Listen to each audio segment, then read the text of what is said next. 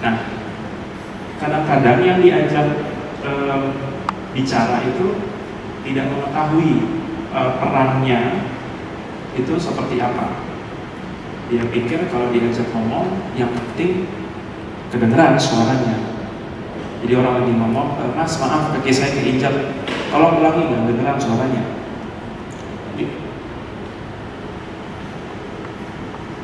Merasa hanya perlu mendengarkan saja. Sementara yang ngomong merasa hanya yang penting kan gue udah ngomong, yang penting kan gue udah bilang sama dia. Urusan dia ngerti atau kerjaan atau enggak, urusan dia. Pertanyaannya ngomongnya, bicaranya, dan mendengarnya sudah akurat atau belum? Apakah pesan yang mau disampaikan itu adalah pesan yang memang yang dimaksud? Seperti tadi saya bilang, karena kita makhluk yang emosional, seringkali informasi yang mau kita sampaikan itu justru bukan informasi yang ada keluar dari mulut, tapi informasi yang tersembunyi di belakangnya. Contoh, berapa banyak teman-teman di sini yang kalau mau makan siang, mungkin ada temannya atau teman-teman sendiri punya kebiasaan tidak ngomong, kita makan siang keluar yuk hari ini ke kedai yang di sana, enggak, tapi nyamperin meja teman, cuy, mie bakso enak nih. Udah gitu doang. Terus temannya bilang, iya enak, terus kerja lagi. Nyamperin lagi yang lain, Mbak, mie bakso enak nih. Saya nggak suka mie bakso, terus dia kerja lagi. Di sini pengennya gua bilang iya, ayo makan di depan gitu. Salahnya di siapa? Salah yang ngomong, yang nyelek, atau salah yang dengerin? Yakin salah yang ngomong? Orangnya lagi kerja, terus dicolek, Mas, mie bakso enak nih. Saya nggak doyan, terus kerja lagi. Kalau cukup waktu untuk dia berbalik badan, ngelihat, Mas, mie bakso enak nih, nggak cuma dengar, Mas, mie bakso enak nih, gue nggak doyan. Tapi kalau dia balik badan, lihat, Mas, mie bakso enak nih. Tahu kan nggak kalau orangnya lapar dan minta diajak makan, ngomong, tapi bisa kelihatan. Nah, kadang-kadang yang kayak gitu, ya hal-hal seperti itu yang meleset dari kita. Kita hanya lihat tatanan kalimatnya saja, tanpa lihat pesan atau makna di baliknya. Ya meskipun ada juga yang bilang kalau salah sendiri Anda mempersepsikan pesan saya berdasarkan hal-hal lain yang di luar yang saya sampaikan. Misalnya menyampaikan tentang peran dalam komunikasi supaya yang tadi yang saya bilang non-verbal, orang bisa bilang kayak saya misalnya, peran dalam komunikasi ada dua, Ibu Bapak dan Ibu, ada penerima pesan.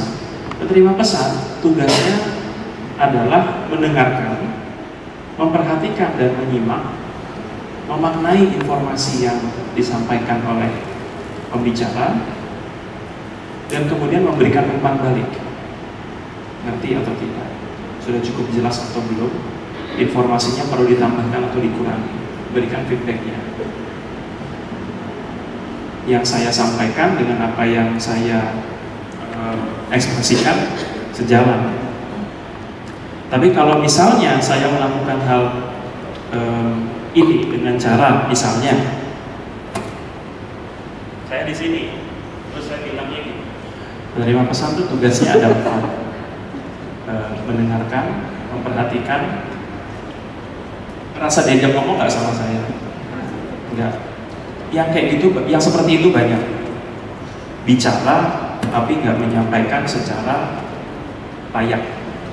Jadinya orang-orang terbiasa untuk mencerna informasi berdasarkan aspek verbalnya saja. Karena yang bicara pun tidak menyampaikan segala sesuatu secara layak. Kalau dia bicaranya nggak layak, untuk apa saya repot-repot menyimak dia dengan layak?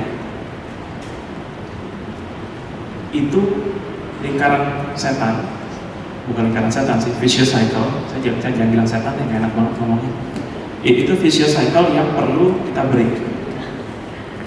Kita mulai dari si pendengarnya dulu, karena punya peran lebih banyak. Ini peran pemberi pesan. Dia hanya punya 2, menyusun pesan dalam kepalanya, lalu kemudian menyampaikannya. Udah gitu aja.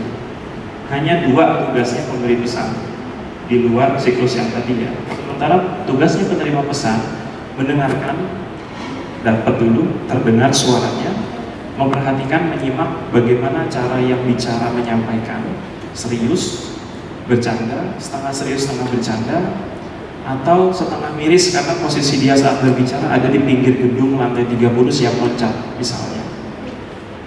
Lalu kemudian memaknai habis bicara atau pesan yang disampaikan ini isinya apa.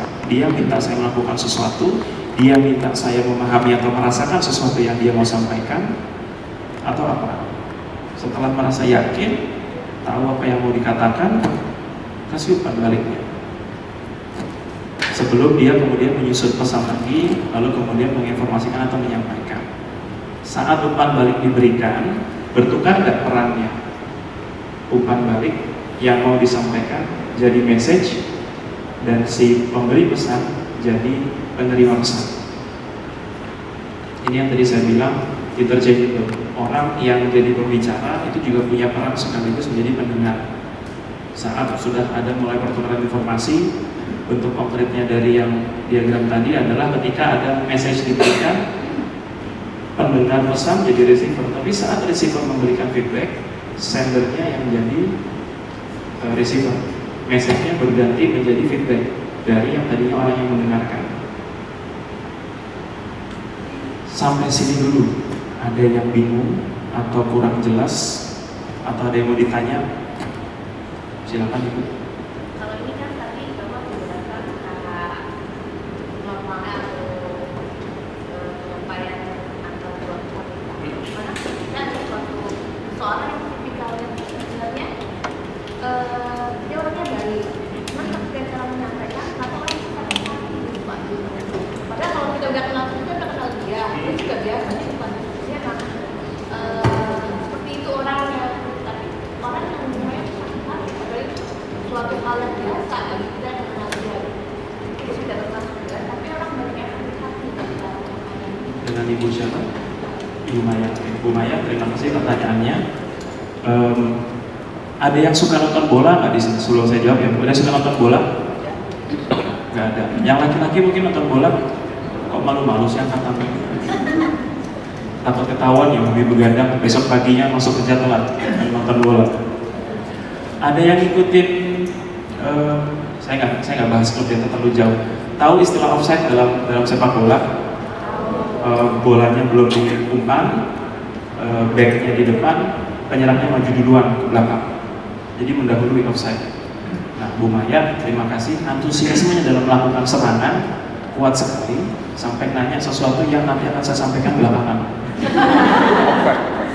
Lagi pertanyaannya Bu, nanti saya jawab. Bu Maya tadi tanya, gimana? Ini kan komunikasi antar dua orang. Bu Maya tadi beliau bertanya, bagaimana penjelasannya kalau misalnya ada orang yang kita sih tahu si A ini bicaranya biasa saja. Kita sudah tahu begitulah cara dia menyampaikan informasi atau berbicara dengan kita. Tapi lalu kemudian ada orang yang bisa sakit hati sekali mendengar ucapan dari si A. Itu akan saya jawab di slide yang mendatang. Itu ada.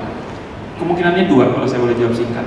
Yang mendengarkan salah menangkap maknanya, atau pesan yang mau disampaikan salah ditangkap maknanya karena pemilihan kata atau struktur bahasa yang digunakan oleh pemberi pesan. Bukan soal habit saja, tapi soal struktur dan isinya. Saya lanjutin Bu Maya ya. Nanti saya kasih kartu kuning kalau offside lagi Bu. Oke, tadi ada 2, penerima pesan dan pemberi pesan. Ini moto pribadi saya sih, boleh dicoba sendiri, boleh enggak. Tapi to send a message accurately is to listen carefully at first. Saya nggak bisa tahu saya mau jawab apa sebelum saya dengarkan dengan baik apa yang Bu Maya mau sampaikan. Saya nggak bisa jawab banyak sebelum saya mendengarkan apa yang teman-teman mau tanya. Sama sih, saya di posisi audiens juga kadang-kadang butuh dengar dulu, oh ini yang mau dia sampaikan, terus saya batal bertanya. Jadi sebelum bisa kirim pesan secara akurat, sebaiknya mendengarkan dulu dengan baik di depannya.